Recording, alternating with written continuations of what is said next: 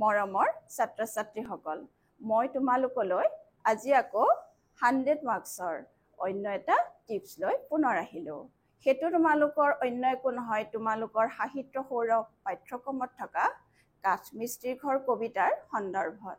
তোমালোকৰ প্ৰিভিয়াছ ইয়েৰত যিখিনি প্ৰশ্ন আহি গৈছে সেই সম্পৰ্কত মই আলোচনা কৰিম। তোমালোকৰ 2014ত আহিছিলে 1 মাৰ্কছৰ প্ৰশ্ন যে কাঠমিস্ত্ৰীৰ ঘৰ কবিতাটো কিমান চনত ৰচিত হৈছিল। এইটো তোমালোকৰ খুবেই গুৰুত্বপূৰ্ণ অৰ্থাৎ ইম্পৰ্টেণ্ট প্ৰশ্ন 1 মাৰ্কছৰ কাৰণে, আৰু এইটো ৰচনা কৰিছিলে 1939 চনত।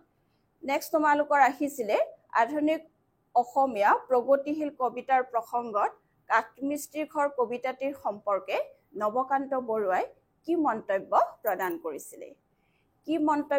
কৰিছিলে। যিহেতু কাঠমিস্ত্ৰীৰ ঘৰ কবিতাটোৱে হৈছে প্ৰগতিশীল কবিতাৰ শ্ৰেষ্ঠতম কবিতা, আৰু সেইকাৰণে কবি নৱকান্ত বৰুৱাই কৈছিলে, মোক যদি কোনোবাই 10টা শ্ৰেষ্ঠ অসমীয়া কবিতাৰ নাম সোধে তাৰ মাজত এটা হ'ব কাঠমিস্ত্ৰীৰ ঘৰ। এই কবিতাটো তোমালোকৰ পাঠ্যক্ৰমত যেনেধৰণে ঊৰ্ধ্বকমাৰে আৰম্ভ কৰিছে আৰু ঊৰ্ধ্বকমাৰে শেষ কৰিছে, অৰ্থাৎ আনৰ কোৱা উক্তি আমি যদি লিখিব লগা হয় তেতিয়াহ'লে আমি হবহু লিখিব লাগিব। তাত তোমালোকে কোনো ধৰণৰ শব্দ অগা পিছা কৰিব নোৱাৰিবা, সেই কথাটো মন কৰিবা। আৰু তাৰপিছতে আহিছিলে তোমালোকৰ 2015ৰ কাঠমিস্ত্ৰীৰ ঘৰ শীৰ্ষক কবিতাটি ধীৰেন্দ্ৰ চন্দ্ৰ দত্তৰ কি কবিতা পুথিৰ পৰা লোৱা হৈছে। এইটো এটা খুবেই গুৰুত্বপূৰ্ণ প্ৰশ্ন।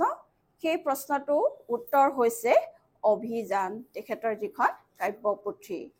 আৰু তাৰপিছত আহিছিলে যে কাঠমিস্ত্ৰীয়ে কি কাঠৰ সঁজুলি নিৰ্মাণ কৰে। আচলতে কি কাঠৰ সঁজুলি নিৰ্মাণ কৰে, তোমালোকৰ এইটো হৈছে আজাৰ, শিমলু, শাল আৰু শিঙৰি। এইটো মনত ৰাখিবলৈ খুবেই সুবিধা, এইকাৰণে যে প্ৰথমটো হৈছে আজাৰ, পিছৰ যিকেইটা শব্দ অৰ্থাৎ গছৰ নাম, সেই তিনিওটাৰ প্ৰথম আখৰটোৱে বৰ্ণটোৱে হৈছে কি জানানে, তালব্য শ। গতিকে শিমলু, শাল, শিঙৰি অৰ্থাৎ তালব্য শ কিউব। এই টেকনিকেৰে বা কৌশলেৰে তোমালোকে খুব সহজতে মনত ৰাখিব পাৰিবা। নেক্সট আহিছিলে তোমালোকৰ 4 মাৰ্কছৰ বাবে এটা প্ৰশ্ন যে প্ৰসংগ সংগতি দৰ্শাই ব্যাখ্যা কৰা। তাত আহিছিলে যে বিশ্বৰজাত কৰ্মীৰ দল, তেজ ঢালি গঢ়ে প্ৰাসাদ উজ্জ্বল, মায়াপুৰী মানৱৰ কাঠমিস্ত্ৰীৰ ঘৰ। তোমালোকৰ সদায় জানাই যে এইটো তোমালোকৰ পৰিচিত প্ৰশ্ন যে প্ৰসংগ সংগতি দৰ্শাই ব্যাখ্যা কৰা। সেই প্ৰশ্নটোৰ উত্তৰ লিখিবলৈ যাওঁতে তোমালোকে প্ৰসংগত সদায় 3টা কথা মনত ৰাখিব লাগিব, আৰু সেই 3টা কথাৰ প্ৰথমটো হৈছে তোমালোকৰ যে উক্ত কবিতাফুকি আমাৰ পাঠ্যপুথিৰ নামটো মনত ৰাখিবই লাগিব। বহুত ছাত্ৰ ছাত্ৰীয়ে পৰীক্ষাৰ টেনশ্যনৰ কাৰণে পাঠ্যপুথিখনৰ নাম পাহৰি যায়। গতিকে তোমালোকে এইটো কি কৰিব লাগিব, অভ্যাস কৰিব লাগিব। পাৰিলে পঢ়া টেবুলৰ সন্মুখত তোমালোকে এখন চাৰ্ট বনাই ল'ব পাৰা। চাৰ্টখনত তোমালোকৰ যিখিনি গদ্য পাঠৰ নাম, লেখকৰ নাম, তেনেধৰণে কবিতাৰ শিতানত কবিতাৰ নাম, কবিৰ নাম, এনেকৈ তোমালোকে যদি এখন তালিকা প্ৰস্তুত কৰি আঁৰি লোৱা পঢ়া টেবুলৰ সন্মুখত, তেতিয়াহ'লে উঠোতে বহোতে দেখোঁতে তোমালোকৰ সকলোখিনি খুব সুন্দৰকৈ মনত থাকিব। গতিকে সেইখিনি ভুল নকৰিবা যে আমাৰ সাহিত্য সৌৰভ পাঠ্যপুথিৰ তেতিয়াহ'লে কবি ধীৰেন্দ্ৰ চন্দ্ৰ দত্তৰ কাঠমিস্ত্ৰীৰ ঘৰ কবিতাটোৰ পৰা লোৱা হৈছে। আৰু ইয়াত কবিৰ আমাৰ কি আহিব যে সংগতিটোত আমি কি লিখিব লাগিব যে বিশ্বত যিমানবোৰ শ্ৰমিক আছে যে সকলোৰে নিজৰ দেহৰ তেজক পানী কৰি মায়াপুৰী মানৱৰ বাবে তেওঁলোকে কি কৰিছিলে, অট্টালিকা নিৰ্মাণ কৰিছিলে। আৰু সেই কথা উল্লেখ কৰাৰ প্ৰসংগতে কবিয়ে উক্ত কবিতা ফাঁকিৰ অৱতাৰণা কৰিছে।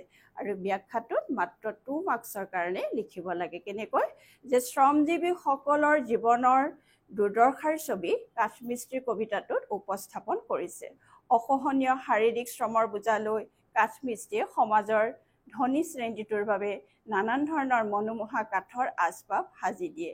তেওঁলোকৰ অশেষ চেষ্টাত নিৰহ কঠিন কাঠেও প্ৰাণ পাই উঠে, আৰু দেহৰ তেজ পানী কৰি তেওঁলোকে ধনী মানুহৰ বাবে মায়াপুৰীৰ দৰে অট্টালিকা সাজি দিয়ে, কিন্তু তেওঁলোকৰ জীৱন সদায় অন্ধকাৰতে ডুব গৈ থাকে।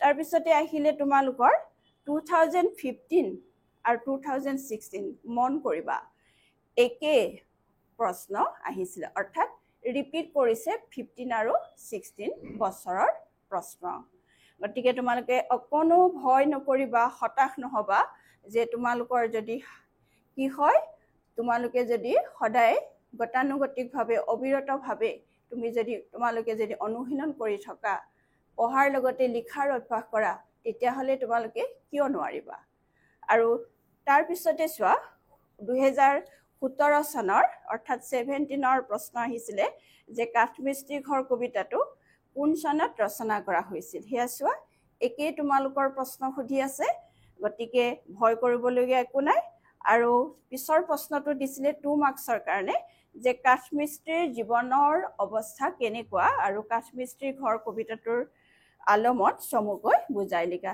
অৰ্থাৎ সেই শ্ৰমিকসকলৰ সুখ দুখৰ সংগ্ৰামৰ বাস্তৱ ছবিখনৰ বিষয়ে তোমালোকে কি কৰিব লাগিব লিখিব লাগিব তাৰপিছত তোমালোকৰ 2018 অৰ্থাৎ 2018 বৰ্ষৰ প্ৰশ্ন আহিছিলে যে কাঠমিস্ত্ৰী ঘৰ কবিতাটিত উল্লেখ থকা শিল্পীগৰাকী কোন শিল্পীগৰাকী কোন বুলি ক'লে আমি কাৰ কথা ক'ব লাগিব যে কবিতাটোৰ যিটো নামকৰণ কৰিছে কাঠমিস্ত্ৰী এই কাঠমিস্ত্ৰীৰ কথা আমি উল্লেখ কৰিব লাগিব পিছৰ প্ৰশ্নটো আহিছিলে যে কাঠমিস্ত্ৰীয়ে ব্যৱহাৰ কৰা দুবিধ সঁজুলিৰ নাম লিখিব লাগে এতিয়া দুবিধ সঁজুলিৰ নাম আমাৰ ইয়াতে দিয়া আছে যে কি আছে তেওঁলোকে ৰান্দা প্ৰথমতে তোমালোকৰ দিয়া আছে তাৰপিছতে তেওঁলোকে কি কৰিছিলে যে নিৰহ কঠিন বেকাবাকী কাঠ বটালি এইটো এটা হ'ব আমাৰ বটালি আৰু প্ৰথমৰটো হ'ব ৰান্দা এই দুবিধ সঁজুলিৰ জৰিয়তে কাঠমিস্ত্ৰীসকলে কি কৰিছিলে তেওঁলোকে ব্যৱহাৰ কৰিছিলে আৰু তাৰপিছতে আহিছিলে তোমালোকৰ 2019 চনৰ প্ৰশ্ন যে কাঠমিস্ত্ৰীয়ে কাৰ বাবে কাম কৰে আৰু তাৰ কথাখিনি তোমালোকে কবিতাটিৰ আলমত লিখিবলৈ কৈছে আৰু সেইটো নম্বৰ আছিলে 3 কাঠমিস্ত্ৰীয়ে কাৰ বাবে কাম কৰে যে সমাজৰ পুঁজিপতিসকলৰ বাবে ধনী শ্ৰেণীৰ লোকসকলৰ বাবে তেওঁলোকে কি কৰে নিজৰ দেহৰ তেজক পানী কৰি অশেষ শ্ৰম কৰি মুখেৰে ফেন বাহিৰ হৈ যোৱাকৈ অকণো আজৰি নোলোৱাকৈ তেওঁলোকৰ বাবে নানান ধৰণৰ আচবাব পত্ৰ তৈয়াৰ কৰাৰ লগতে কি কৰে যে মায়াপুৰী মানৱৰ বাবে তেওঁলোকে কি নিৰ্মাণ কৰে অট্টালিকা নিৰ্মাণ কৰে আৰু কাঠমিস্ত্ৰীসকলৰ বাস্তৱ জীৱনটো কেনেকুৱা সদায় তেওঁলোকে কি কৰে যে দুবেলা দুমুঠি তেওঁলোকে যোগান ধৰিবৰ কাৰণে